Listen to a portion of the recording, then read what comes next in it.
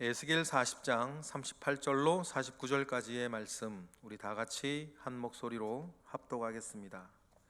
그 문벽 곁에 문이 있는 방이 있는데 그것은 번제물을 씻는 방이며, 그 문의 현관 이쪽에 상 둘이 있고 저쪽에 상 둘이 있으니 그 위에서 번제와 속죄제와 속건제와 희생제물을 잡게 할 것이며, 그 북문 바깥 곧 입구로 올라가는 곳 이쪽에 상 둘이 있고 문의 현관 저쪽에 상 둘이 있으니, 문 곁 이쪽에 상이 넷이 있고 저쪽에 상이 넷이 있어 상이 모두 8개라. 그 위에서 희생 제물을 잡았더라. 또 다듬은 돌로 만들어 번제에 쓰이는 상 넷이 있는데 그 길이는 한 척 반이요 너비는 한 척 반이요 높이는 한 척 반이라. 번제의 희생 제물을 잡을 때에 쓰는 기구가 그 위에 놓였으며, 현관 안에는 길이가 손바닥 너비만한 갈고리가 사방에 박혔으며, 상들에는 희생 제물의 고기가 있더라. 북문 곁에 있는 방은 남쪽으로 향하였고 남문 곁에 있는 방은 북쪽으로 향하였더라. 그가 내게 이르되, 남쪽을 향한 이 방은 성전을 지키는 제사장들이 쓸 것이요 북쪽을 향한 방은 제단을 지키는 제사장들이 쓸 것이라. 이들은 레위 후손 중 사도고의 자손으로서 여호와께 가까이 나아가 수종드는 자니라 하고, 그가 또 그 뜰을 측량하니 길이는 100척이요 너비는 100척이라. 네모 반듯하고 제단은 성전 앞에 있더라. 그가 나를 데리고 성전 문 현관에 이르러 그 문의 좌우 벽을 측량하니 너비는 이쪽도 5척이요 저쪽도 5척이며, 두께는 이 문 이쪽도 3척이요 문 저쪽도 3척이며, 그 현관의 너비는 20척이요 길이는 11척이며, 문관으로 올라가는 층계가 있고 문벽 곁에는 기둥이 있는데 하나는 이쪽에 있고 다른 하나는 저쪽에 있더라. 아멘. 회복될 이스라엘에 대한 비전, 이상을 보여주시는 하나님께서 어떤 순서로 지금 에스겔을 보여주고 계시는지를 우리 좀 헤아릴 필요가 있겠습니다. 맨 먼저 뭡니까? 이스라엘 백성들, 사람들을 새롭게 하셨고, 그 새로워진 사람들로 하여금 새로워진 땅을 살게 하셨고, 새로워진 땅에 있는 새로워진 성전의 모습을 우리는 보고 있습니다. 성전의 모습 그 중에서 우리는 안뜰로 들어와 있죠. 동쪽 문으로 맨 처음에 들어가 바깥 뜰을 보았고, 바깥 뜰에서 남쪽으로 아래로 이렇게 내려와서 남문으로 들어가 지금 안뜰로 들어갔습니다. 안뜰로 들어가서 자세하게 보여주는 주된 것은 북쪽 현관에 있는, 그리고 또 위로 쭉 올라왔다는 거죠. 북쪽 현관에 딸려 있는 방들을 소개하고 있습니다.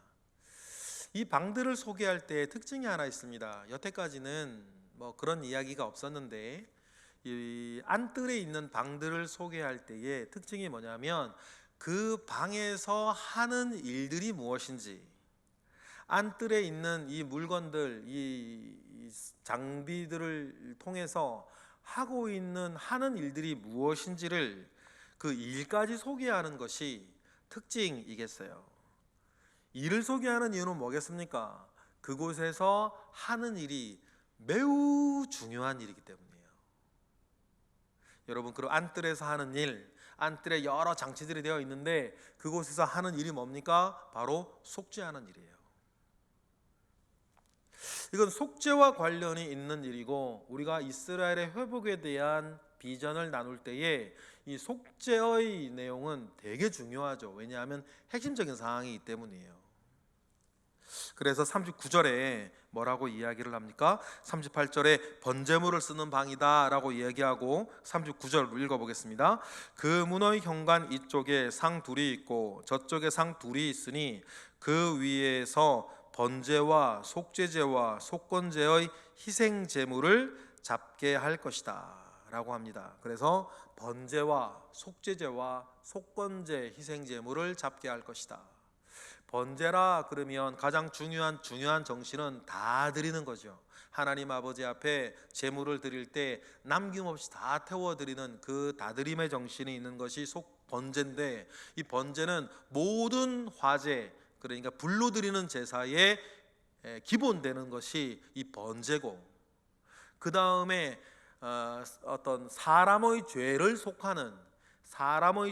속하는 제사인 속죄제를 드리는 것, 그리고 물건에 대한 피해를 입혔을 때에 드리는 속건제, 보상제라고도 하는 이 속건제에 대한 이야기들을 이렇게 하시면서, 이 안뜰에서는 번제와 속죄제와 속건제와 관련되어진 이 속죄의 제사를 드리는 것, 이것이 매우 중요하기 때문에 이렇게 하나님께서는 그곳에서 하는 일까지도 소개하고 있습니다.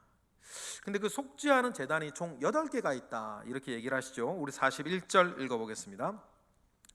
문곁 이쪽에 상이 4시 있고 저쪽에 상이 4시 있어 상이 모두 8개라. 그 위에서 희생 제물을 잡았더라 라고 해요. 여기 특징이 있습니다. 이 짐승 희생 제물을 잡는 일을 이제는 번제단에서 하지 않는다. 그 짐승 희생 제물을 잡는 곳 상이 따로 있다는 것을 이렇게 이야기를 해주시면서 그 희생 제물을 잡는 방이 총 8개가 있다라는 사실들을 우리에게 알려주세요. 그리고 42절에 번제에 쓰는 상이 또 4개가 있다라고 합니다. 그리고 43절 우리 읽어보겠습니다. 현관 안에는 길이가 손바닥만한 갈고리가 사방에 박혔으며 상들에는 희생 제물의 고기가 있더라. 희생 제물의 고기가 상들 위에 있더라. 에스겔에게 지금 그걸 보여주세요. 근데 여러분 보세요. 지금 에스겔의 환상 가운데 보여지는 성전에 누가 없어요? 사람이 없어요. 사람이 있다는 얘기는 없죠. 노처럼 빛나는 장대 가진 한 분이 계실 뿐, 거기에 제상이 있고 제사를 드리는 사람들이 있고 그런 얘기가 없는데, 아주 생동감 있게 또 현실감 있게 43절에 보니까 상 위에 지금 뭐가 올려져 있어요? 희생 제물의 고기가 있는 거예요. 이 말은 뭐냐면 지금 뭐가 드려지고 있다. 이 속죄제나 속건제나 번제가 마치 드려지고 있는 것처럼 주님은 에스겔에게 그 상황을 보여주고 계세요. 이거 뭘까요? 하나님의 용서, 하나님으로부터의 죄 사함은 언제나 진행 중이라는 거예요.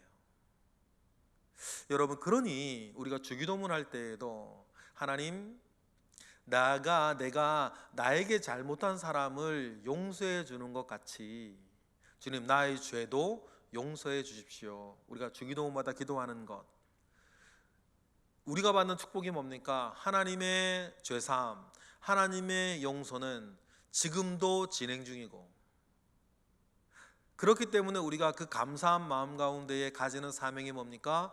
나의 용서도, 내가 해야 할 용서도 계속 진행 중이어야 한다. 1만 달란트를 탕감받은 자로서 100데나리온의 일들 속에선 늘 용서해야 된다. 언제나 하나님께서 우리 가운데에 그 속죄의, 바꿔 얘기하면 용서의 그 하나님의 은혜는 계속해서 진행 중이다라고 하는 것을 우리에게 보여주고 계세요. 그리고는 그 앞문에 안뜰에는 다른 방도 있는데 제사장들을 위한 방도 또 따로 있다라고 이야기를 합니다. 먼저 44절에 보니까 노래하는 자들의 방이 있고, 45절에 보니까 45, 46절을 읽어볼까요? 그가 내게 이르되 남쪽을 향한 이 방은 성전을 지키는 제사장들이 쓸 것이요, 46절 북쪽을 향한 방은 제단을 지키는 제사장들이 쓸 것이라. 이들은 레위의 후손 중 사독의 자손으로서 여호와께 가까이 나아가 수종드는 자의 것이다 라고 하면서 남북으로 열린 두 개의 방들이 있는데, 남쪽에 있는 방은 제물을 바치는 제사장들을 위한 방이고, 북쪽에 있는 방은 성전의 일반 업무들을 담당하는 자들을 위한 방이다. 우리가 이제 안뜰에 있는 내용들을 보고 있는 거예요. 제사장들을 위한 방, 노래하는 자들을 위한 방이 있고 제사장들을 위한 방이 있는데, 그 제사장들을 위한 방들은 각각 이렇게 제되어 있다. 그래서 늘 이곳에서는 이 제사장들로 하여금 속죄의 제사들이 계속 드려지게 될 것이다 라고 하나님께서는 에스겔에게 보여주십니다. 그리고 여러분, 성전에 들어와서 여러분들이 느끼셨는지 모르겠어요. 맨 처음에 동문을 통해서 성전에 들어갈 때 외벽과 바깥들에도 안뜰로 들어가서도 이 제단의 모양들이나 방들의 모양들이나 그 모든 것들이 여러분 정사각형이에요. 47절에 뭐 쭉 나왔지만 47절만 먼저 읽어보겠습니다. 그가 또 그 뜰을 측량하니 길이는 100척이요 너비는 100척이라 어떻게 네모 반듯하여 제단은 성전 앞에 있더라. 언제나 정사각형의 모양이 이 성전에서는 늘 강하게 두드러지고 있어요. 이 정사각형의 이 모양이 이 성전의 굉장히 중요한 핵심 치수의 어떤 특징 중에 하나인데, 이 정사각형의 모양이 무엇을 상징하는가 많은 사람들이 얘기를 할 때 스티븐슨이라고 하는 유명한 구역학자는 이 일들을 가지고 뭐라 그러냐면 하나님의 공의와 정의, 균형, 하나님께서 회복하여 하실 그 성전은 하나님의 정의가 가득하고 어디로 보나 저디로 보나 네모 반듯한 정사각형의 균형을 늘 이루고 있는 것들을 이리 보면서 하나님께 이 정사각형의 모형을 통하여서 하나님께서 이 균형 잡혀 있는 정직, 정의에 대한 모습들을 늘 강조하고 계신다는 사실들을 우리에게 보여준다. 그러면 여러분, 우리가 이 정직과 정의의 시대를 하나님의 어떤 그 보여주시는 비전을 쫓아 우리가 살아야 한다는 사실들을 우리는 꼭 기억해야 할 것입니다. 그리고 48절 이하에는 제단이 있는 안뜰의 치수에 대한 이야기가 나와요.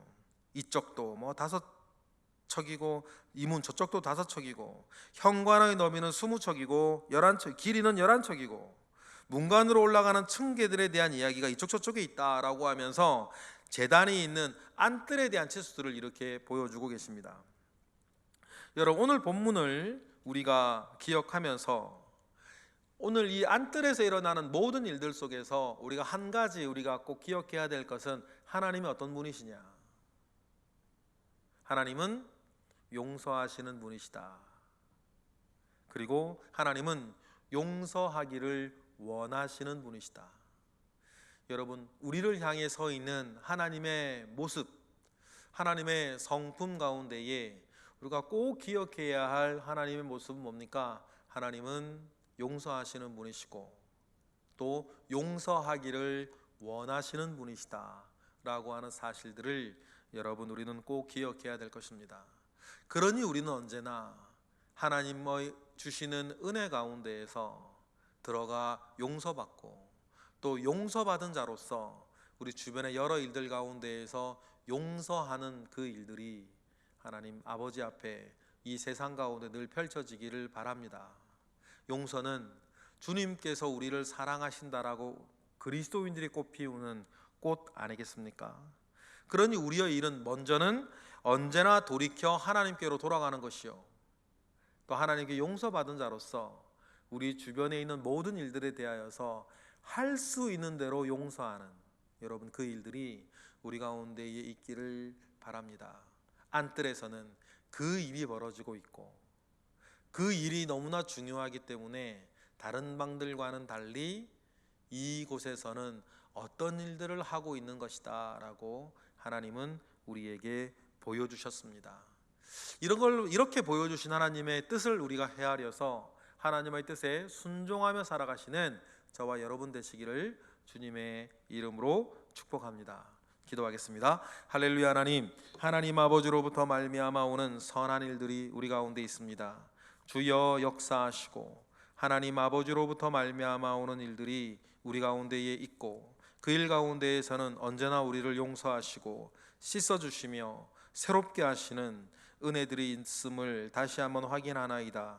그러한 은혜 받은 자로서 늘 승리하는 우리 모든 이들 될 수 있도록 은혜를 더하시고 이 시간 드려지는 1000번째 예물과 각종 헌금 가운데에 회비 가운데에 주님 은혜를 더하여 주옵소서. 거룩한 주일 하나님 아버지 앞에 온전하게 하시는 날이 또한 우리 모든 예배자들 가운데 있기를 원하며 예수 그리스도의 이름으로 기도드렸나이다. 아멘.